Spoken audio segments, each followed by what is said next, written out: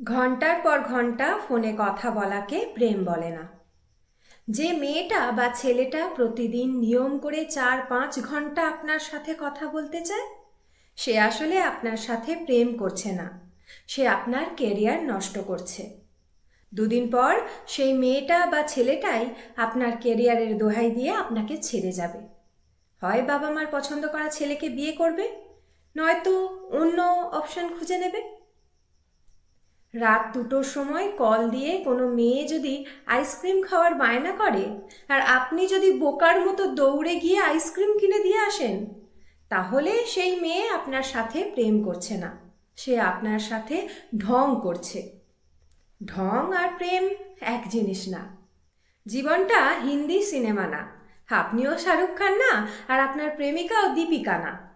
অনেক ছেলে বা মেয়ে জানেই না যে ঘন্টার পর